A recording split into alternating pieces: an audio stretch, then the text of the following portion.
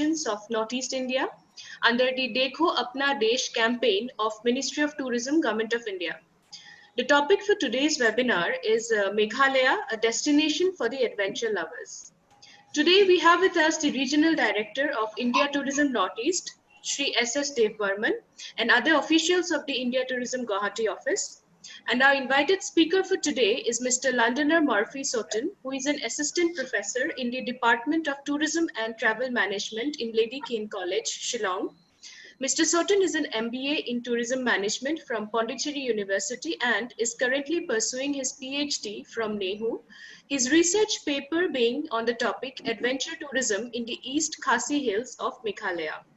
He has also presented many papers in India and abroad related to promotion of sustainable and ecotourism in Northeast India, particularly in Meghalaya. Now I request Regional Director Northeast, India Tourism Northeast, Shri S.S. Dev Burman, to give his opening remarks, please. Good evening to everybody. Participants are requested to please mute themselves.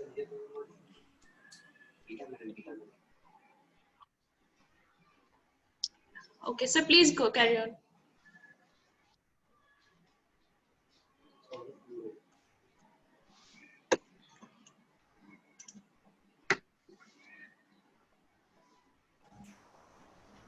Am I audible now?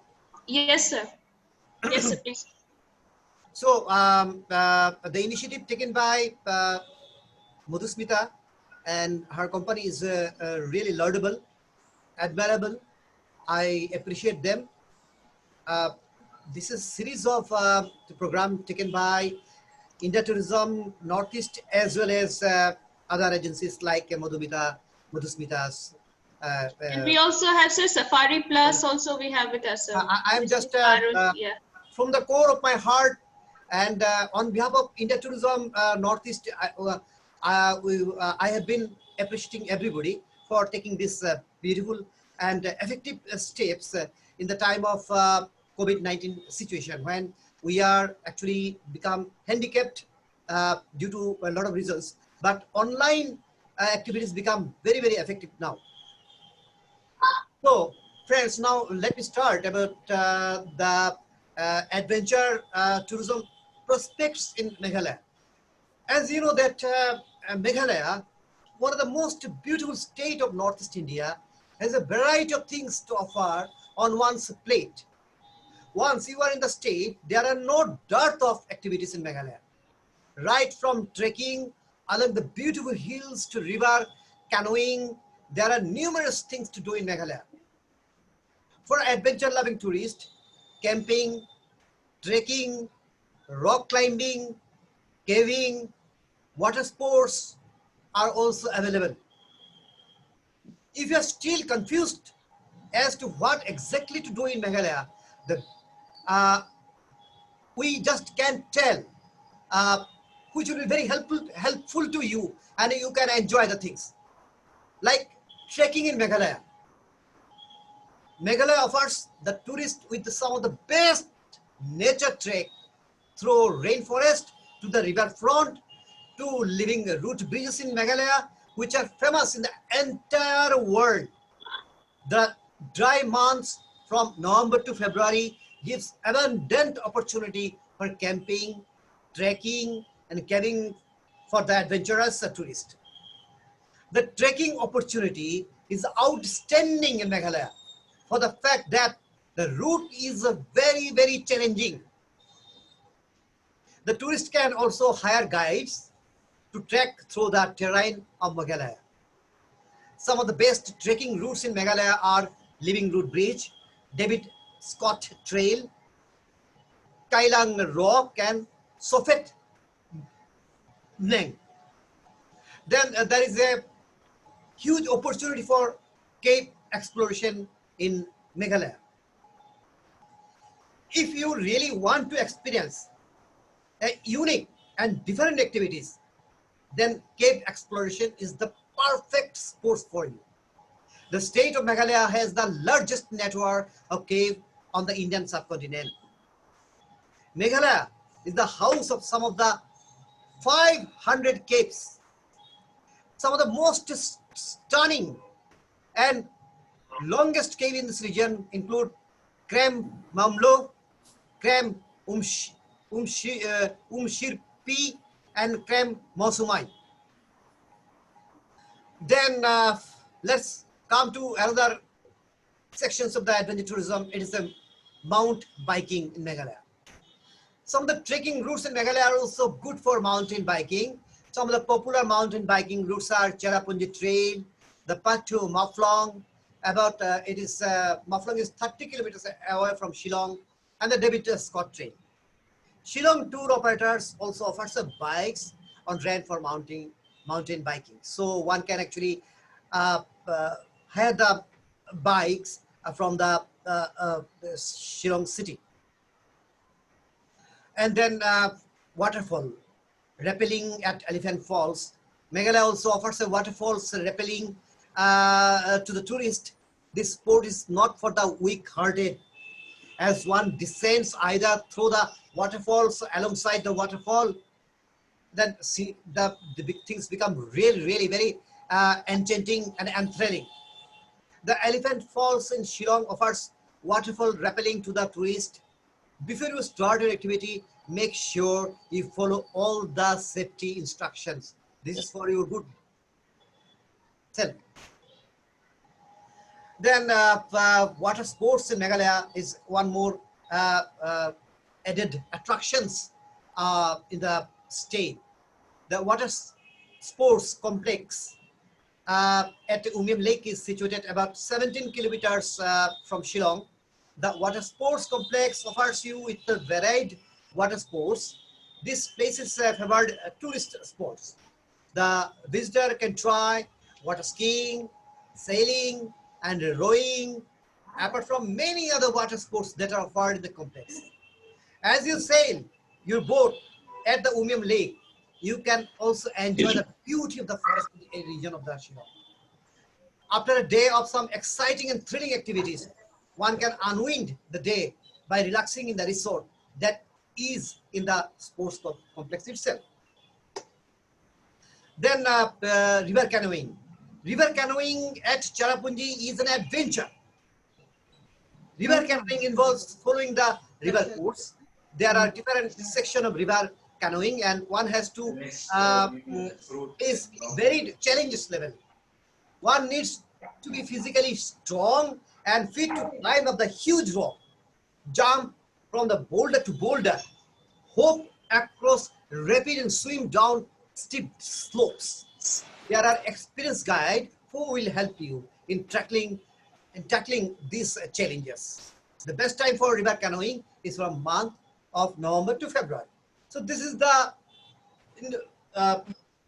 some of the sports which are actually being considered as the adventure sports. So what I told over here is in a nutshell, and a very crisp and in a precise and incisive manner. There is some other resource persons also who are having the good command over the subject, and they will tell and elaborate and explain the things in a much more lucid manner. So thank you once again to all, and please be safe and enjoy the discussions on adventure tourism, prospect of adventure tourism in Meghalaya. Thank you. Thank you, sir. Thank you so much.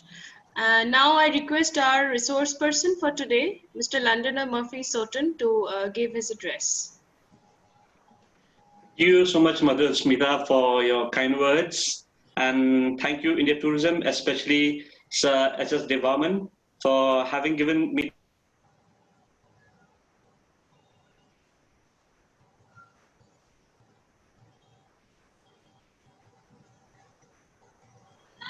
Can you hear me? Yeah. Okay. So for having given me this opportunity to have a talk on adventure tourism as a destination for adventure lovers, for Meghalaya specifically.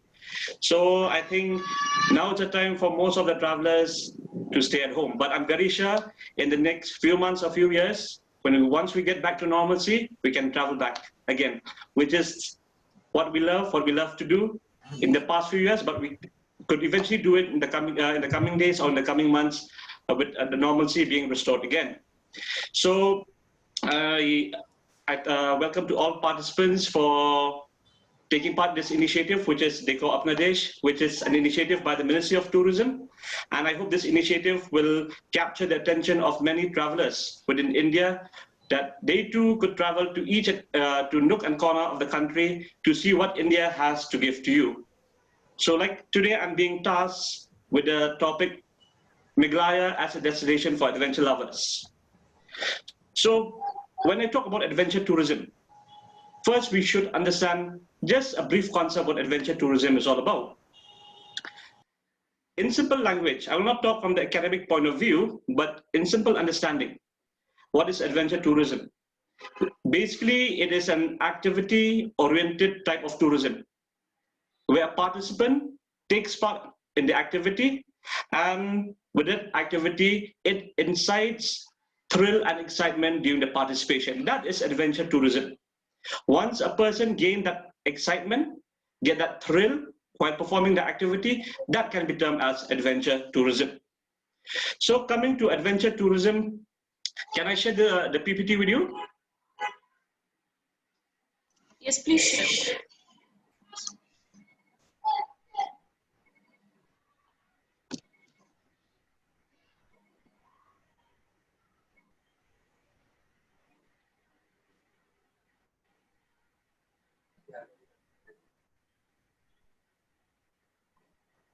Is it visible? Yes, it is. Okay. Please carry on. The topic is Meghalaya, a destination for the adventure lovers. So when you talk about adventure tourism, like I've mentioned, India is no less rich as compared to other foreign countries. Yes, we do understand that Queensland in New Zealand has been tagged as an adventure capital in the world, because they have been doing adventure tourism, they have been practicing, they have been developing adventure tourism for quite some time compared to India. But when you look at India, India is no less compared to them. We have so much of potential, since we have plenty of resources with us, be it resources for land-based tourism, be it resources for water-based tourism, or be it resources for aerial-based adventure tourism. There are plenty to explore in India. So if tourists from across the world or within India wants to participate or take part in adventure tourism, they can do so just within India. And if we talk about adventure tourism, specifically in northeastern part of India, again, that we can offer plenty for the tourists. Like I've been given the topic Meghalaya, Meghalaya also has so much of potential for adventure tourism. Why I say it has so much of potential for adventure tourism? Most people might not know why, how Meghalaya can be a hotspot for adventure lovers. I'll tell you, Meghalaya, yes, it is a beautiful state, mainly because of the natural resources it owns. The natural resources that is in Meghalaya comprises of rivers, lakes, waterfalls, living root bridges, sacred groves, caves, so on and so forth. These are the resources that Meghalaya owns. And these are the resources that is conducive for conducting adventure tourism. So I think as adventure operators or as travel agency, you could look at Meghalaya as one of the hotspot where you can send tourists in the future for adventure tourism. But before going ahead with this topic, let me just tell you about Meghalaya. Where is Meghalaya? How to reach Meghalaya? At least that is important for tourists to know. Because I think in the past few days, a very prominent leader still missed out where Meghalaya is. So it's important to know where this place is. So by looking at this map, you could see where Meghalaya is. It is one of the northeastern states in India. Located towards the northeastern part of India, you'll find Meghalaya. So if you want to find Meghalaya, it's quite easy. Because why? It shares a bordering state with Assam and also the international border with Bangladesh. So the best way to reach Meghalaya is via Assam. Meghalaya actually is a state that is 48 years old. It got its statehood in the year 1972. So it's not that old. And it has an area of 22,430 square kilometers. And the capital of Meghalaya is Shillong. And when you talk about the language spoken by people here in Meghalaya, we speak different languages comprising of English, Khasi, and Garo. Even Hindi is being spoken by people here in Meghalaya. And we have 11 districts, and the climate here in Meghalaya is warm and humid in summer, and it's also cold in winter. So when you look here at the map, you will see that this is a district map where 11 districts of Meghalaya are being projected. There are 11 districts, like I've mentioned, so all the 11 districts are being highlighted here in this map. Okay. How to reach Shillong, or how to reach Meghalaya? People from different parts of the world, or people from different parts of the country, when you want to visit Meghalaya, they need to know the landmark or the hub where to reach first. So the best place to reach Meghalaya is first to reach the capital of the state, which is Shillong. Shillong is well known to everybody because it's also being tagged as a Scotland of the East, mainly because of its topographic features. So the best way to reach Meghalaya is for people to locate Shillong, that is the capital. So how do you reach Shillong? Once you reach Shillong, it is very easy to travel to different places within Meghalaya. So to reach Shillong, there are three modes or three ways to reach Shillong. By air. If you want to reach Shillong, you can travel by air. That is to Umroi Airport, which is 42 kilometers from the state capital. 40 kilometers from the state capital.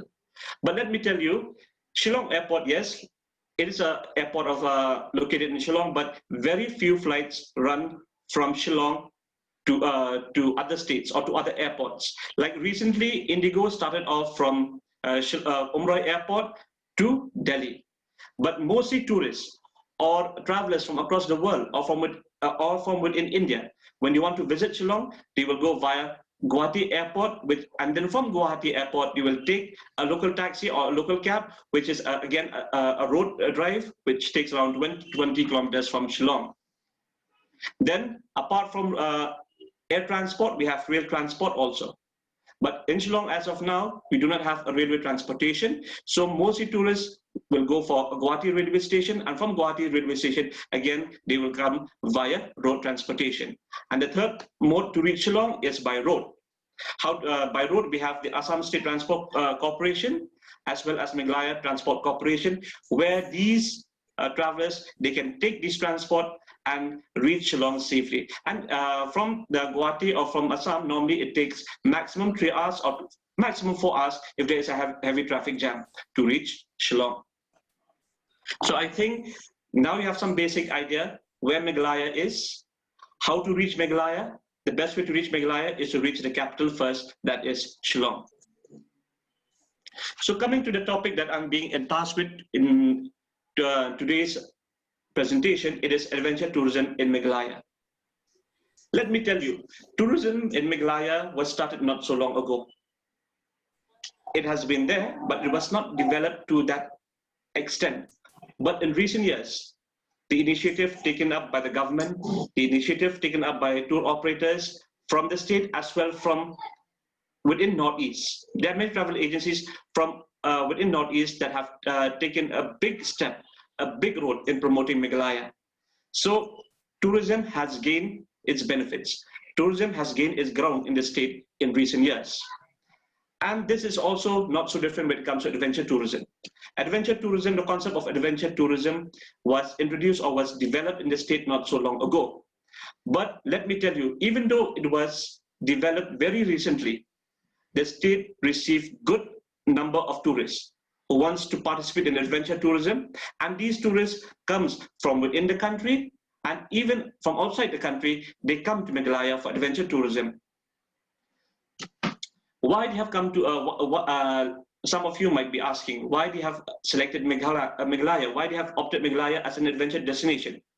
In Meghalaya, like I've just mentioned just a few minutes back, there are ample number of destinations in Meghalaya.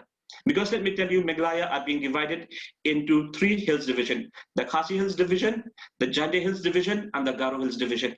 And in all these hills division, there are numerous destinations feasible for adventure tourism. Like I've mentioned earlier, rivers, peaks, rocks, secret groves, canyons, these are the resources that Meghalaya use for adventure tourism. Yes, when you compare to other states or when you compare with other countries, you will see that they even use man-made attractions or man-made resources for adventure tourism. But in Meghalaya, till date, we are still using the natural resources that we own or being blessed, and we are using this judiciously for adventure tourism. And the availability of trained adventure operators, like I'll just mention a few: Nomads, we have here, we have Pioneer Adventures, we have Campfire Trails, Hillstripe Adventure. These are the adventure operators that are doing really well, and they are well trained to offer a safe and memorable experience for those who wish to come to Meghalaya for adventure tourism. So that is what Meghalaya is all about regarding adventure tourism. So most of you now are intrigued or are excited to know what are those destinations for adventure tourism in Meghalaya. I have divided these adventure destinations in Meghalaya into 2 aspects: the popular ones and the newly developed ones. And when I say popular ones, they are those destinations that have been there for quite some time and people have been visiting these places. But when I say the new ones, that means they are those places that have been developed in just few years, but these places are doing really well. So let us look now into those destinations which are quite popular or where people have been going in these past 5-10 years for adventure tourism. The first one, like Seth mentioned earlier, he said it is David Scott Trail, Mau Plang, Lat Mau Plang. What is this David Scott Trail? It is a beautiful hiking trail. Normally, it takes 2 to 3 hours for a person to trek, normally from Lat Mau Plang to Mau Plang. 2 to 3 hours to complete the trek. And within this trekking trail, it is the place is very beautiful. It is there are many resources, a river that runs through it. Then we'll have this the British architecture through the trail. It is quite fascinating for those who love to trek, and it will captivate so many people if they venture into this trail. And let me tell you, this David Scott Trail also is not just a trekking trail. It does have a historical importance or a historical tag behind it. People might be asking why it is called David Scott Trail. David Scott Trail is being given to this trail mainly because during the colonial period in the 19th century, there was a British officer called David Scott. He was the administrator of the Khasi Hills district in Assam. And this British officer, he used this trail as a mode for transporting goods from Sylhet, which is in Bangladesh today, and transporting these goods to Guwahati. So he used this trail now and then for his transportation. So this trail does not come only as a place of natural beauty, but it is a place also tagged with historical importance or historical name behind it. So people, when they visit this place, they will get to see the natural beauty as well as the historical story behind this place. Nongret double-decker living root bridge. I think this place is quite popular, very popular to many tourists who have been visited. Many tourists have been visiting this place. Some have visited even twice, thrice, or even 4 times. This place is quite popular, but 15 years back, this place came into the picture mainly because of the living root bridge. Mainly because of the living root bridge. So why it is so popular? Yes, there are many living root bridges in Meghalaya, but this bridge in Meghalaya, it is a double-decker, which is very quite uncommon for people to see elsewhere. And not only when they go to Nongret, they will see the living root bridge, they will get to see the crystal clear water that runs through this bridge, and it is a perfect place for them to escape from the heat and to take a dip after a long trail, after a long trek, because you have to move all the way from Terna village. They have to come down, come down like thousands of steps. You have to come down and climb up. So it is quite a tiring journey, a tiring trek. But this place do offer them a pleasant stay if they wish to stay overnight too. Maumlo Cave, like Saf mentioned, he said Maumlo Cave.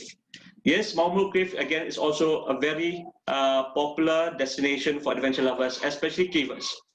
Cavers from different countries, speleologists, even cave scientists or cave researchers, they have ventured into this cave, and they have found that this cave is one of the longest in the Indian subcontinent, which is 4,500 meters. And this cave is located in Sora itself, in proper Sora. And let me tell you, people, they have come to this cave in the last 5 to 10 years. They have just seen the beauty of this cave. That's it. But let me tell you, in the year 2018, this cave has contributed massively to the world. You might be wondering how it has contributed to the world, or how it has contributed to the globe. Let me tell you, in the study conducted in the year 2018, the world, this Earth has 4.6 billion years in history. And there are different ages within this history. We have the Greenlandian age, we have the North Grippian age, and we have the Meghalaya age. And I'll tell you why this cave is so important to Meghalaya age. Let me tell you, Meghalaya age is an age where we are living today. It started off 4,200 years ago. Until present, it is still called the Meghalaya age. And this cave contributed to that name. Why it contributed to that name? Why we got Meghalaya age also? Because a stalagmite, which is found from this cave, is the key data that determine the age we are living in. That is Meghalaya age. So when people are asking where did Meghalaya age came from, Meghalaya age, yes, we have been living from 4,200 years ago till today, but the key finding to get this name is from this Maumlo cave. So this Maumlo cave has an historical importance, and it is through this cave that this name Meghalaya age got its name or derived its name from. Krempuri, like Sir mentioned, it is the longest sandstone cave in the world with a length of 25,000 meters, or I can say 25 kilometers, quite a long stretch. It does take, it requires you to go early in the morning if you want to come back at night, that too till dark. But mostly most people do not cover the whole stretch. They come till the middle, and then they return back. This cave till date it's mapped for 25.04 kilometers. But from researchers who have undergone exploration inside this cave, they said that this cave has much more to explore, and it's believed that more kilometers are there ahead for the cave. For the cave, so we can know that this cave still holds as the longest sandstone cave in the world, and with that additional passage that can be discovered in the years to come, this cave does hold the record of the longest sandstone cave in the world. And this cave, let me tell you, it is located down of Mausaram village, which holds the record of the wettest place on earth. And this Krempuri is located at a village called Latso Maulung. Again, this is a very popular destination for adventure lovers, mainly those who want to take part in water-based adventure activities. They offer a variety of adventure activities like kayaking, river canyoning, or then snorkeling, swimming. Even waterfall rappelling is being offered here at Maulung. This is a village Maulung, but the name of this lake is called Khakoi. So tourists from across the world, or tourists from within India, they have been visiting this place, and it receives good number of tourists every year. Mainly those tourists who wants to take part in these adventure activities. Mauplang Sacred Grove, another popular destination. It is not far from Shillong. It's just located around 30 to 32 kilometers from Shillong. And this grove is believed to be the biggest sacred grove in Meghalaya. And it is still preserved today. through a belief by the traditional heads or the tribal people that anyone who ventured into the sacred grove, they are not allowed to pluck or pick anything from this grove and carry with them. They need to preserve it. Like we do have a say. We just leave our footprints, but we do not take anything from this place. We just leave our footprints there, and it is that belief that we should not pluck anything, that we should not pick anything from this place, that the tribal people are still able to preserve this sacred grove. And this sacred grove does have a religious importance for the tribal people because they do offer prayers here, and it's also a beautiful place for trekking, hiking, and people where people while trekking or while hiking they could see the different floral species within the sacred grove. Omyang Lake, like I've mentioned again earlier, it is a man-made lake believed to be the biggest lake in Meghalaya, and here in this lake, for adventure activities, there are many activities like boating, sailing, skiing. Sometimes campfire trails do offer even kayaking here in this Obiam Lake. And it is a lake where tourists, when they visit Shillong, they have to go through this lake. So it has been a stopover point for many tourists who come and visit Shillong, because this is a transit route to reach Meghalaya, to reach Shillong. Shillong Preng. Again, this is the most popular adventure spot in Meghalaya. When people talk about water sports, mainly they will talk about Dauke or Shillong Preng. Most tourists, when they visit Shillong, when they want to take part in adventure activities, mainly water-based, definitely the adventure operators or the travel agency will suggest them Shillong Preng. Where is Shillong Preng located? It is adjacent to Dauke. Dauke is the last village before we share the international border with Bangladesh. It is very near to Bangladesh. So people, when you want to go to Shillong Preng, you will first go to Dauke, and from Dauke, it'll take nearly 2 to 3 kilometers to reach Shillong Preng. It is a beautiful place, let me tell you. A very beautiful place, and it is famous for this river. And the name of this river is called Umwat River. And here, the local village, the local people, I'll tell you, the local people, they have formed this society, which is a Shillong Preng Adventure Society, where they offer different types of adventure activities to the tourists, right from camping, snorkeling, cliff jumping, swimming, so on and so forth. There are plenty of water-based adventure activities being offered at Shillong Preng. Again, another beautiful place to visit, where tourists never miss out when they want to venture for adventure tourism, is Krangsuri Waterfall. This Krangsuri waterfall is situated to the Jantia Hills Division. It is located on the West Jantia Hills district. And this waterfall, it was recently it was just a waterfall, but initiative taken by the government as well as by the local people and other promoters, they were able to develop this place as one of the adventure destination, where people mainly they come here for camping, swimming. In this picture, you can see people wearing a life jacket. They are enjoying themselves in that waterfall. In the middle of the heat, they are able to have a dip and have a relax and enjoy themselves. And here, just the middle, just the underneath of the waterfall. But above the waterfall, there are camping grounds, camping sites where tourists do stay overnight for an adventure experience. So those that I've mentioned just now, they are popular destinations, where I think most of the tour operators also, they know these places, or they have been sending tourists in the past. But now let me highlight the new adventure destinations. So the new adventure destinations that comes into my mind is Sobar. I've been visiting this place like 2 or 3 times. And it never miss out from my mind. It always comes into my mind when it comes to adventure tourism, because it is one of the destinations that is very new, very unique. So many attractions available here in Sobar. And people might be wondering where this Sobar is. Actually, it's not that far from Shillong, because it's just 16 kilometers from Sora and 68 kilometers from Shillong.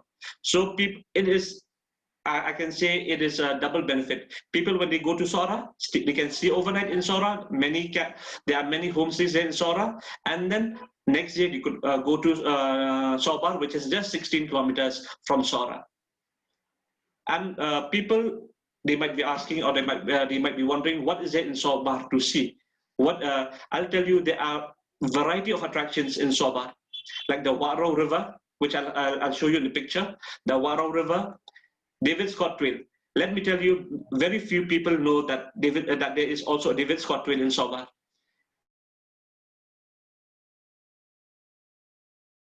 David Scott Trail is available only in Mauplang. But even in Sobar, David Scott Trail is also available. And the David Scott Trail in Sobar runs for a length of 3 kilometers. It runs for a length of 3 kilometers. Right from Tharia village till Sobar, it comprises of a length of 3 kilometers. There are campsites. Then there's also a waterfall called Umtuar and Osweris. Yes, again, ossuaries, they are those places where people do keep the bones of the cremated body, and this is a belief of the local of people staying in Sobar who still follow the traditional beliefs that whenever they cremate the dead body, the bone, they will take a bone and then they will keep this in that ossuaries. But the ossuaries here is quite different from what you see elsewhere. Elsewhere you will see like a type of a home or a type of a house. They will keep that bone in that home or in that shed. But here in Sobar, where do they keep it? They have this natural stone, and beneath the natural stone, they will keep these bones of the cremated body. So there are many attractions to see there in Sobar. And again, here in Sobar, mainly the activity is being conducted by one adventure operator called Hill Tribe Adventure. They offer a variety of adventure activities from hiking. When I say hiking, it means David Scott Trail. Camping, kayaking, cliff jumping, swimming, snorkeling, kite flying are the activities that are available at Sobar. But let me tell you, these are the activities available today. There is so much potential for plenty more activities to be offered here. Like zip lining also can be conducted in this place. You just have a look at these pictures. A beautiful river, Waro River. It is crystal clear, just like that of Shnong Prek. Beautiful river. Here you can see a person doing kayaking. Here again, this is a gentleman participating in adventure activity through snorkeling. And this is the David Scott Trail, which I just mentioned. This is not in Moklang, let me tell you. This is a David Scott Trail in Sobar. Nong Blai. Again, this is a newly found adventure destination here in Meghalaya. And it is located at a distance of 52 kilometers from Shillong, and it's located in Pinursla Tehsil. That means that the road leading to Dauki. In between, on the way to Dauki, you have to go via Pinursla. So if you want to go to Nong Blai village, there you cannot go directly to Nong Blai village because you have to trek down. It is quite a tiring journey or tiring trek. So even in the past, there was a challenge where one Bollywood actor participated here in the Eco Challenge, and that Eco Challenge was conducted here in Nong Blai. So if a person wants to visit Nong Blai, he has to go to Wat Lingkhat village, which is just 50 or 48 kilometers from Shillong, and then step down there, and then from Wat Lingkhat village, they could go down and trek to Nong Blai. And let me tell you, I visited Nong Blai in the month of January. When I trekked down, it took 2 hours, but when I climb up, for me it took 3 hours, and for elderly people, it took even 4 to 5 hours. So quite a tiring journey, let me tell you. And why would people go to Nong Blai? I'll tell you, it's not just a beautiful place, but it is also a place with unique attractions, with a unique attraction. What is so unique about Nong Blai? Let me tell you. You might say that you have been to Nong Riat, where you have seen the Living Root Bridge. You have been to Riwai, you have seen the Living Root Bridge, but Nong Blai is quite different from these other places. Why? Because the village head or the village people, they claim that they have the highest number of living root bridges in the world. Around 16 living root bridges are found in this village. And the village branded themselves as the Living Root Heritage Village. Last time when I talked to the headman of this village, he told me that this village has the highest number of living root bridges, and for that reason, they have tagged or they have given the name for this village as the Living Roots Heritage. And the longest living root bridge found here is 15 meter. Let me tell you, this place do not have so much of adventure activities, but camping and hiking are the ideal activities that can be conducted or that can be participated for in this village as of today. But potential for other adventure activities are also there. Like people could go there for zip lining is also feasible. There is a small stream where if they could develop nicely, it could be used for other, like cliff jumping also could be developed. Anchoring also can be conducted in this Nongbai village. This is a picture of a living root bridge in Nongbai. Again, another living root bridge, because there are 16 living root bridges in Nongbai. Waken. This is a place again located not so far from Shillong, just 52 kilometers. And the road leading to Waken is very easy. You could reach till Waken in a car, and from there you could explore the village, the village of Waken. There are so many attractions in Waken, let me tell you. Waro River, Mauringhang, and this Mauringhang is a stone which has a legend behind it. I'll explain it to you. And then also it is also famous for the bamboo trek. They even tag this trekking here in Waken as the scariest trek in Meghalaya. Because why is called as the scariest trek in Meghalaya? Mainly because people will trek not on a trekking trail. They are trekking or they are walking on a bamboo, and beneath this bamboo, it is a deep gorge which is around 100 to 200 meters, a very deep gorge. And this is quite exhilarating. It is quite adventurous, and there are some people who do not even wish to go again to this place, and there are some people also who did not wish to go through those bamboo trek and waited for other people who has that audacity to move forward. And then here in Waken, we also have this this traditional musical instrument. People from outside, they love going they love visiting this institution, where the local village, where the local people itself, what they normally do, these traditional musical instruments, they make it by themselves. They even teach them how to play those musical instruments. And then in Waken, for adventure tourists, they could go for hiking, camping, cliff jumping, swimming, angling, other activities that can be undertaken. Sorry, this is all. It is in Waken. This, let me tell you, I have traveled to many rivers here in Meghalaya, but the cleanest river, I'll tell you, it is here in Waken. At a depth of even 20 feet, you could still see the fishes underneath. It is so clear, it is so clean. This is Mauringhang. It is the local people call it the king of stone. I have told earlier that this stone do have a legend behind it. That legend is that it is quite interesting, because the legend behind it is that here you see this is Mauringhang, and opposite opposite out here there is another stone called Maupator. So these two stones, they fell in love with one girl. That is the legend. So when they fell in love with this one girl, they had a battle. And when they had a battle, firstly Maupator, which is on the opposite side of Mauringhang, struck first, and he hit the left arm of Mauringhang, and that left arm, and that is still visible if you visit Mauringhang. You could still see that marks on the left hand or the left arm of Mauringhang. In retaliation, Mauringhang also struck back. He hit at the neck of this Maupator, and eventually his head fell off down the river canyon.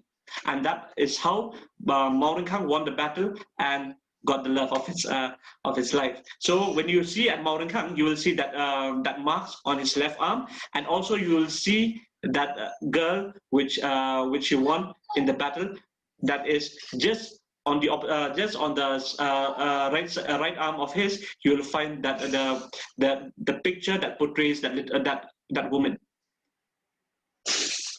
See, this is the bamboo trek.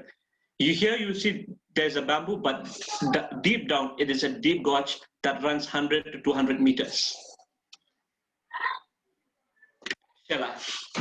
Another destination which catches attention in recent years is Shela.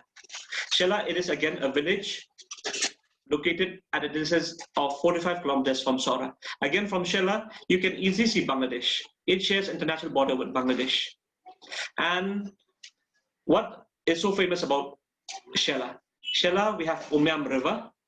That it's a beachy river. I'll tell you, it is a river that has so much of sand, and it's also, I can call it as a river beach. This is so captivating. It intrigues, or it attracts so many tourists every year to visit this place. The only hindrance to visit Shela is because of the road condition. But in the last year, they have been repairing construction of new roads, and I think in the next few years, this place would be a very ideal place for adventure tourists to visit. Nojar Festival. This is one of the main attractions of this place. Nojar Festival, it is a net fishing festival. It is a festival which was carried out by people living in Shela village for so many years back. And to preserve this Nojar festival, in recent years, past 2-3 years, they said that they would use this Nojar festival as a tool to attract more tourists to Shela. And this year also they have conducted this Nojar festival. It was conducted normally in the first or second week of February. And this year it was a 2-day event. Again, camping, kayaking, cliff jumping, because it is a water-based, so you'll find mostly water-based activities being conducted in Shela. The stretch of the river is immense. Huge potential for water-based adventure activities. This is the picture of people during the Nojar festival. You could see people with those ropes, and underneath those ropes, there are jars or nets where they use it to catch the fish. Again, we have Nongjrong. This is a very new destination. Let me tell you, very few people have been to this place. But I've visited this place again last year in November. It has so much of potential for adventure tourism. It's located at a distance of 52 kilometers from Shillong, but the only problem with this destination is that the road condition is quite bad. But initiatives have been taken up by the local representative, whereby roads are being constructed, and I'm very sure that in the coming years, say 1 to 2 years from now, this place will become a hot spot for adventure tourism. Why? It's not. It is famous first for Umwat River and orange citrus. Normally here in Meghalaya, we have orange citrus till the month of January or February throughout Meghalaya. But this is the only village where orange citrus lasted till the month of May. So the local representative even thought of conducting the Orange Festival in the month of May. But I think in the coming years, when everything gets back to normalcy, I think this Orange Festival will be conducted in Nongjong village. Very few activities are available as of now, but why I have highlighted Nongjong as an adventure destination, even though very less activities are available till date, but I've highlighted this because it has so much of potential for both for land-based, water-based, and air-based adventure activities. I think even paragliding can be conducted from here, hand gliding can be conducted from here, hot air ballooning can be conducted from here, because it has a perfect landing ground. See, this is the Nongjong village. From here, people can trek down to that Umwat River. I'll show you Umwat River in a better picture in the next slide. But from here, it is a perfect launching ground for paragliding.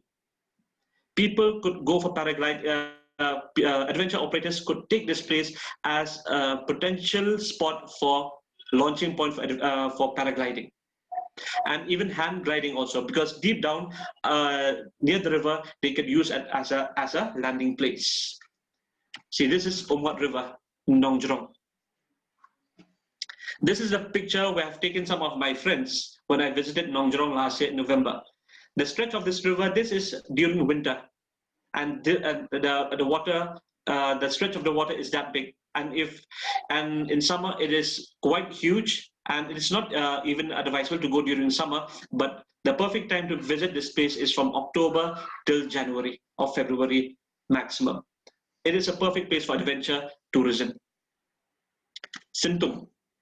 Again, this is a village located adjacent to Nongjarong. Just now I've mentioned Nongjarong, and adjacent to Nongjarong there is Sintung village. Sintung is also a beautiful place. It is located at a distance of 70 kilometers from Shillong.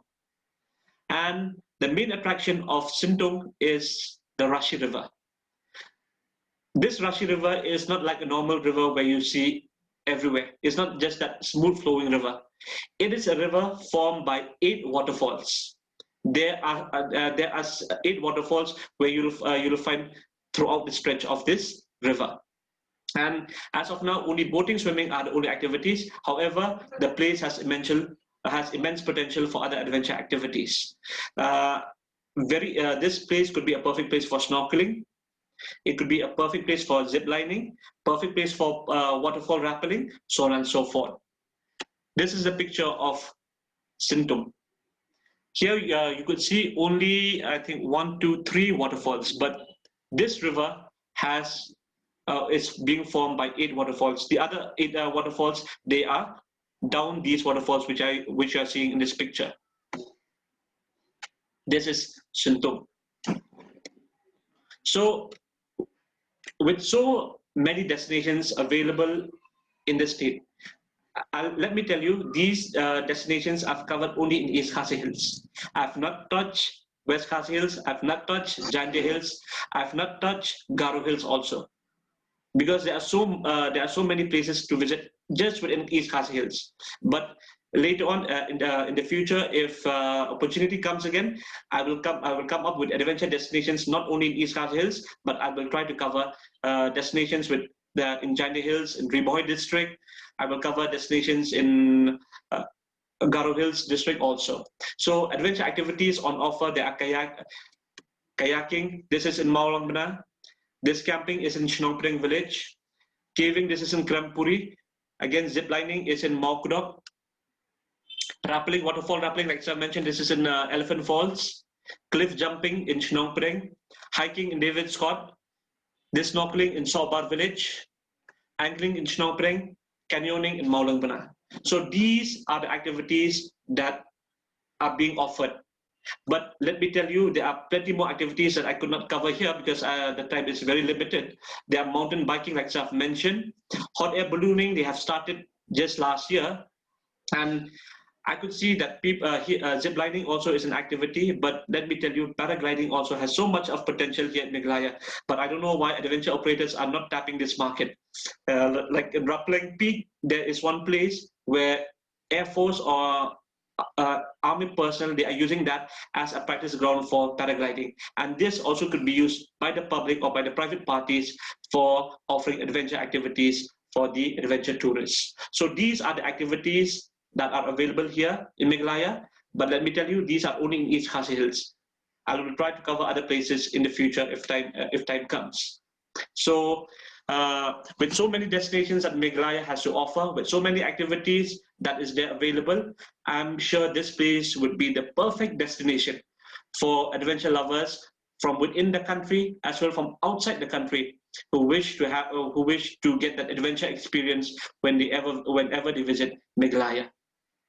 So with this presentation, I thank you all for giving me this opportunity, and I would request tour operators, travel agencies from within the state as well from other northeastern states to tap this market, take the initiative to explore these places, take these places as adventure hotspots where tourists from across the world could see, could visit, and could get a taste of the real adventure that Meghalaya has to offer. Thank you.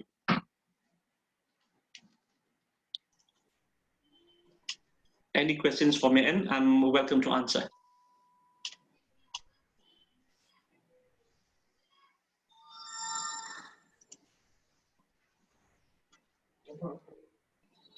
Thank you.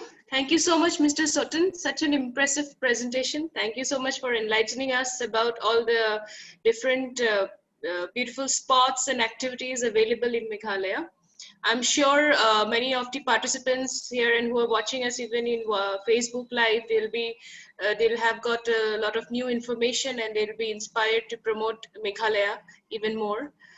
And now if anyone has any question, then they can put in the chat box, please.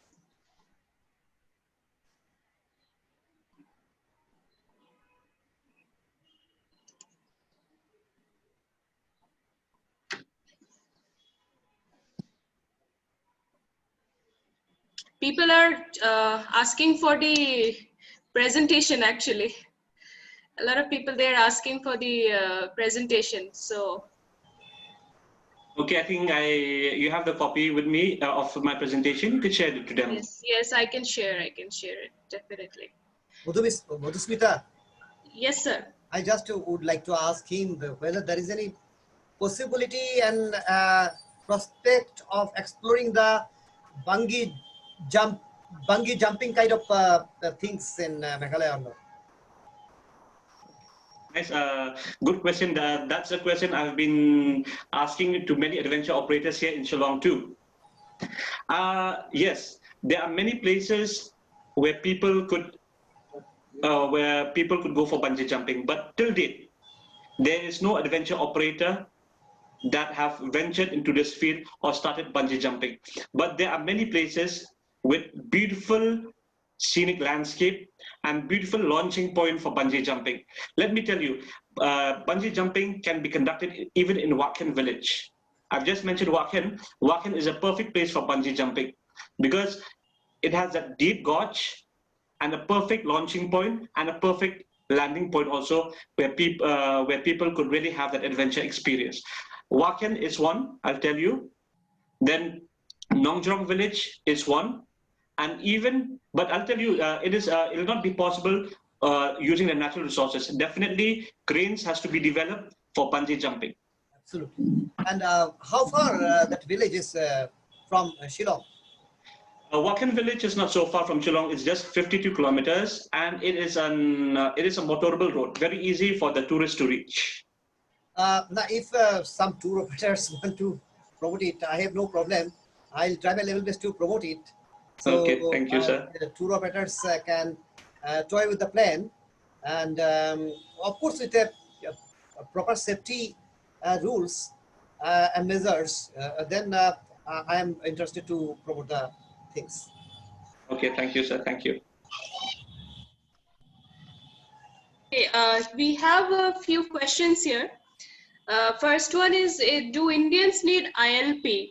So I'll answer it on your behalf if you don't mind. Okay, sure. Yeah. Fine. Go ahead. As of now, we do not need ILP to go to Meghalaya, but because of this pandemic situation, right now the borders are closed. But it's a bill which is being I think in the parliament, right? In the cabinet, sorry, in the Meghalaya cabinet. Yeah. For the ILP. See, ILP, I'll tell you, as of now, it's not a state subject, it's a central subject. So it is a central government call. So the state government do not have power over this. So everything is in the central government. So as of today, there's no ILP. Whenever ILP is notified, it will be notified only by the central government. Yeah, so it's pending in the parliament, so it may be, may not be. Now, I just want to see. I don't want to go any controversy. Yes, but, yes. What I want to tell to everybody is that I'm not going to even the implementations of ILP or not. Mm-hmm. What I want to say is that keeping in mind about the fragility of ecology in the entire region of Northeast, I mean, there should be some kind of proper regulations, rules, as well as some kind of controllable measures. This kind of things we see even in other parts in the world also. Like if you want to go to, say, Kruger national park in Africa. I mean, there is some quota for every day. If there are 300 people are already are allowed to go inside, then afterwards the next persons will not be able to go there. Have you got my point or not? That is exactly what I want to say. That a kind of modus operandi should be in place so that uh, people will not go in particular areas, keeping in mind about the fragility of the regions, in a horde, in a very big, massive crowd. If people go in such a manner, in such a huge crowd, that ecology bound to get disturbed.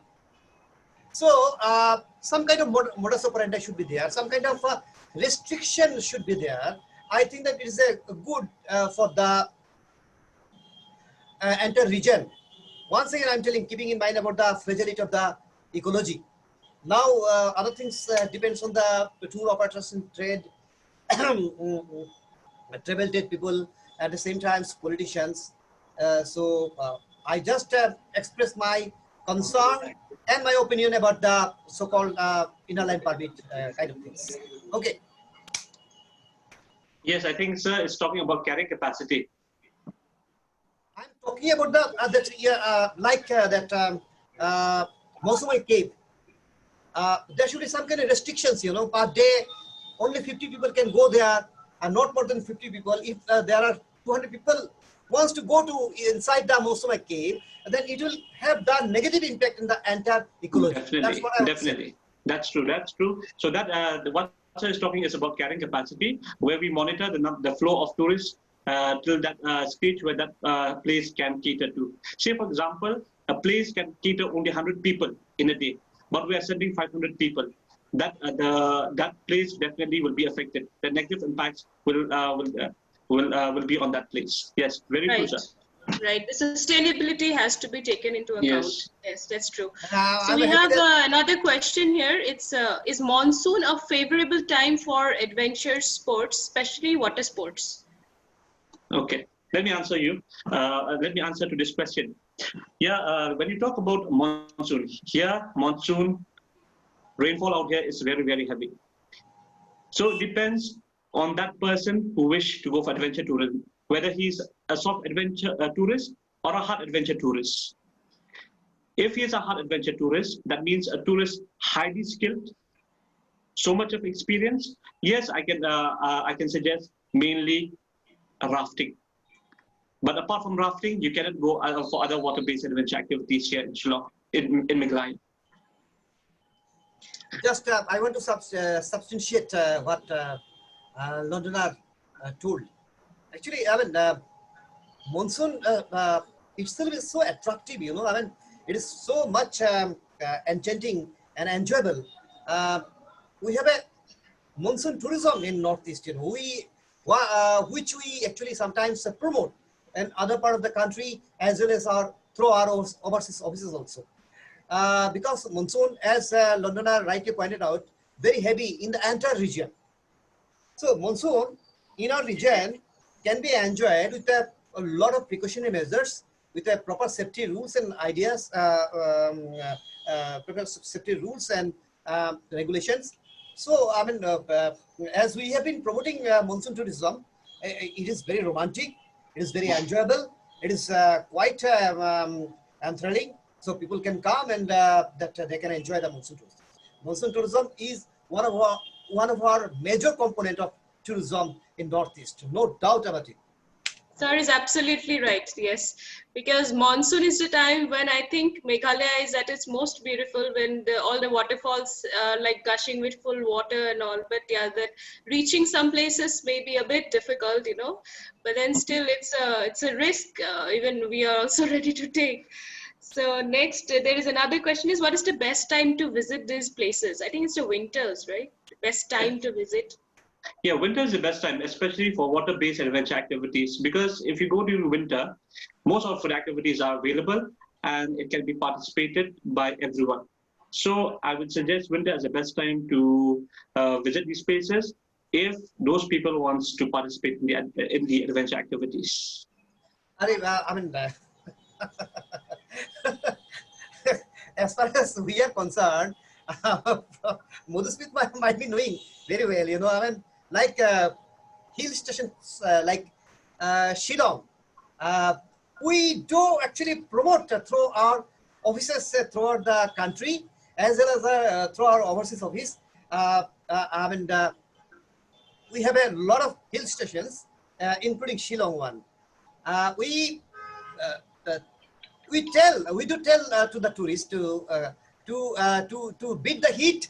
You come and just enjoy our hill stations. Shillong is one of them. It's very attractive. It is a historical. It has a lot of romanticized tales are involved with the city. So I mean, winter, of course, winter is one of the major reasons to be in Shillong, because that time you won't get any rain over there.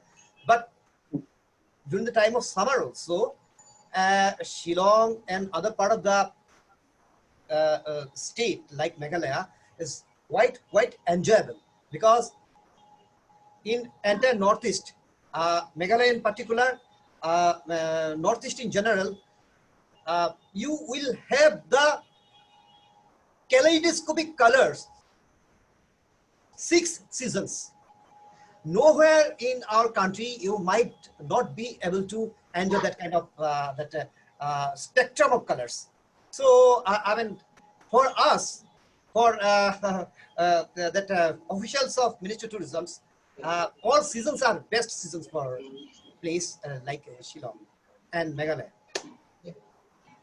Yes, sir, you're right. Because Shillong sells like a summer destination. Mostly during Absolutely, people absolutely. like to visit with their children during their summer vacations and all. Yes, that's right. Right. It has actually become a all-year destination. All your Mudusmita, I destination, think yes. that Mudusmita, I think that I should mention one more thing also. Autumn, during the time of Durga Puja, Shillong becomes so much crowded. People from rest of the country comes and try to enjoy the Durga Puja as well as the seasons over there.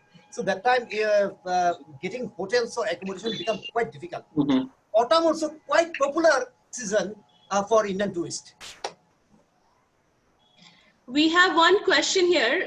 Do we have government-approved homestays, and how safe is solo women traveling?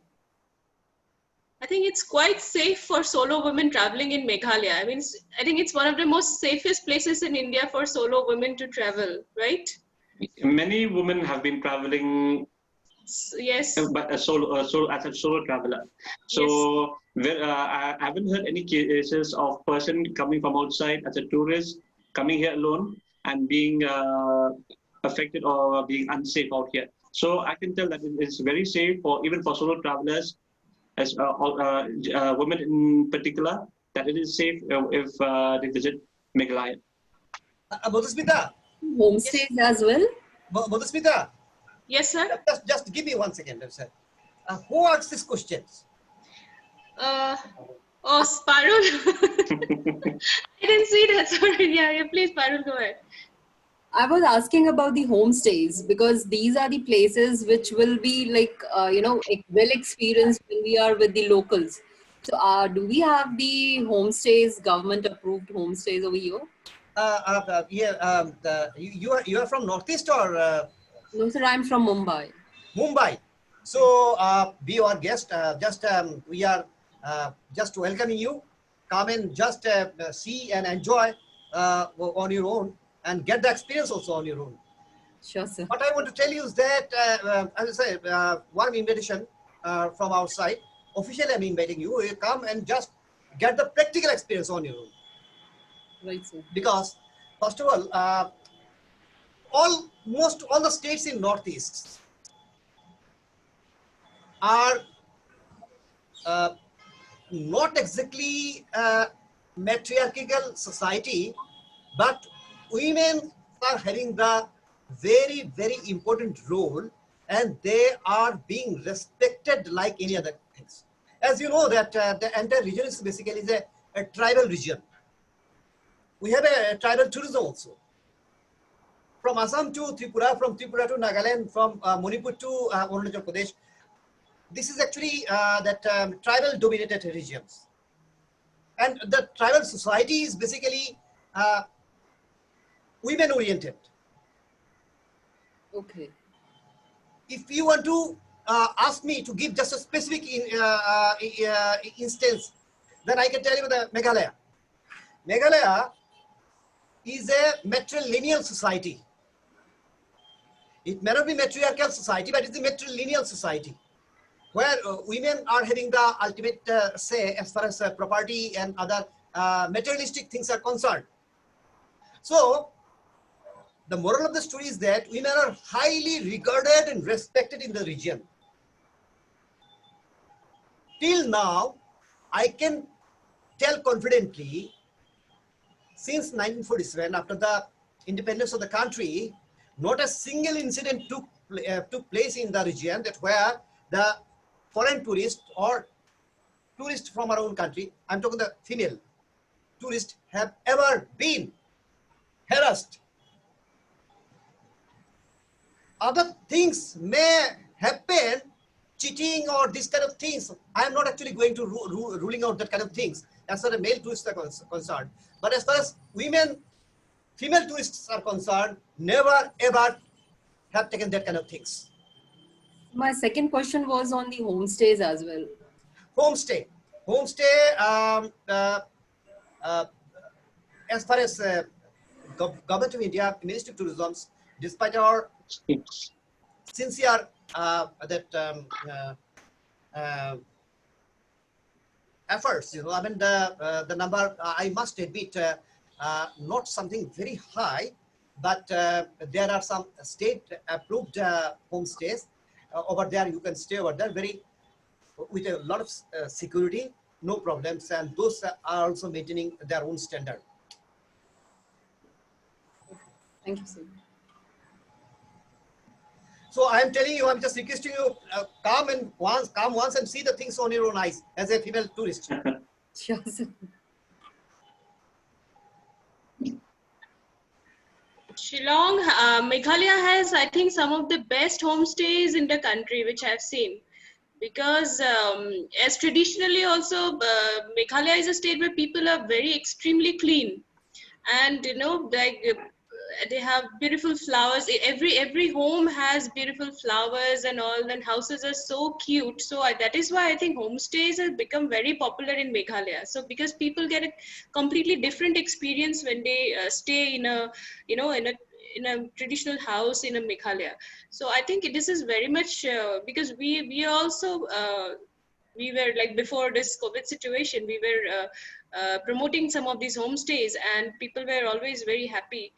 You cannot expect a star category kind of a thing, obviously, because it's a homestay. But then still, you get basic, basic amenities in the accommodation. So I think that is a good enough. It's an experience in itself, you can say. Madhusmita, you rightly pointed out. I just want to tell 2 or 3 points over there. And as you told that there are certain homestays are actually having that high standards, no doubt about it. As far as cleanliness is concerned, I just want to tell all the participants over there, in Meghalaya, there is one place called Moling Nong. Moling Nong has been touted as the Asia's cleanest village. I think that all of you might be knowing it. And then, as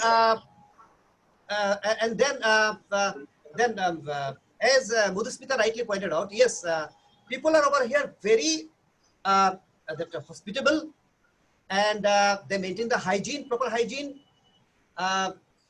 Due to some maybe inexplicable reasons, they are not actually that much interested to get the approval from us, I mean Ministry of Tourism, Government of India, but they are well tied up with the local state government. And I will try to understand one thing. From mainland India, the perception may be a little bit difficult to understand the things over there. As I am reiterating the things, is that here the society based on largely on tribal ethos and culture. So it matters most to them. Instead of relying to the government of India, sometimes they don't do the things on their own with the help of the local government, once again with the local people. So things are like this. But as far as safety, security, hygiene are concerned, I am just giving you the full guarantee. Okay, I think we're just nearing the end of the session. So is there anything you want to add, Mr. Sutton? You want to add something more? You're almost nearing the end of the session. So you're on mute. Okay, fine. So yeah. Regarding just to conclude my presentation today, yes, with this pandemic that's going on, I think this is the best time for adventure operators to strategize themselves, have a new dimension how to approach post-COVID period, and how to make packages in such a way that will be exciting, because I'm very sure that people will not stay home idly post-COVID period. They will want to travel. So make use, take Meghalaya as a destination where you can include in the tour package. And if you require any help, we can always contact. I can always be your helping hand, because I will love people from across the world or from within India to have a look at Meghalaya and the unique resources and the unique attractions that this place has to offer to people from across the world. That's it. Thanks. Thank you. Thank you. Now, Mr. Mukesh Kalra. Yes, Mr. Kalra. I just sent you one question in the chat box. I want to know what has Meghalaya government done to promote itself in terms of tourism in overseas countries? Well, actually, no one is present today here from the Meghalaya government side to answer your question. Here is India Tourism Guwahati is here, so we cannot answer on their behalf. I'm sorry. What is the question? What has Meghalaya government done to promote in overseas countries? I'm not My actually. point is, why will a tourist come from overseas country to Meghalaya if they don't know anything about Meghalaya? So you need to go overseas and promote yourself. Do some road shows. Use the travel agents.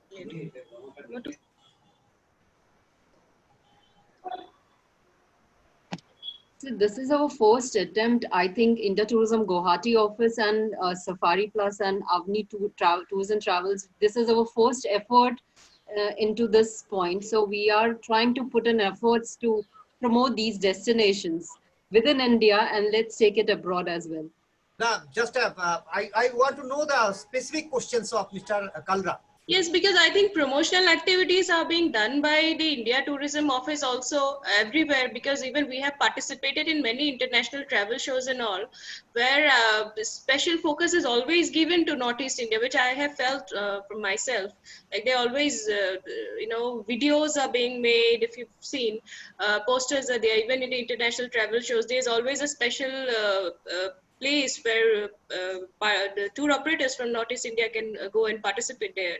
So I think India Tourism is doing significantly. No, as far as promotion is concerned, we have a separate promotional web page for Northeast India.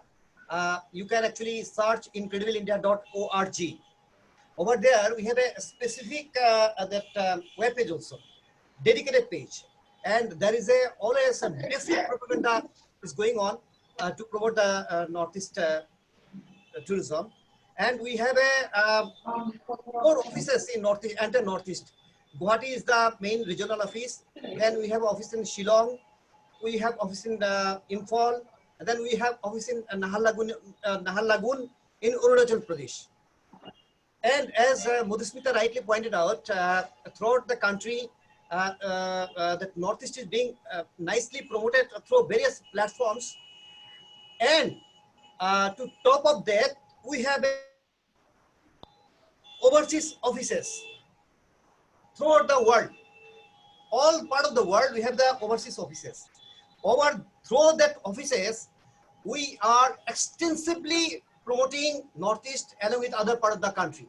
So, Mr. Kalra ji, आपको north east के बारे में promotion के बारे में अगर कोई शंका है तो मिनिस्ट्री टूरिज्म के बारे में आप कोई चिंता ही नहीं कीजिएगा.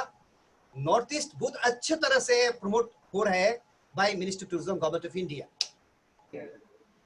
And this webinar series itself is actually you know, attempt at promoting the destinations. ये तो continuous process है. ये तो continuous process है. Yes, thank you, sir. Thank you so much.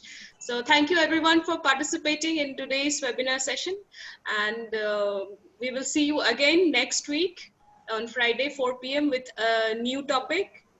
And now I request India Tourism Mr. Mandal. Mr. Mandal to give the official vote of thanks. He is expert to give the. 5 minutes. Where is Mr. Mandal? 5 minutes. One second. They need to unmute their system. Mr. Mandal कहाँ है? Yeah. Just have some patience, you know, when he takes a bit of time.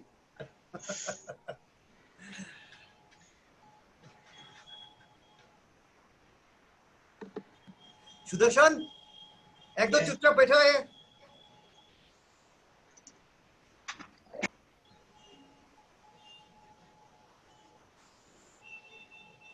Hemant. Good evening sir. एकदम चुपचाप क्या है? Mute कर.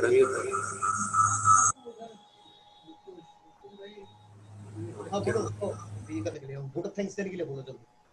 इकडे वो कौन है? सब कोई वेट कर रहे हैं.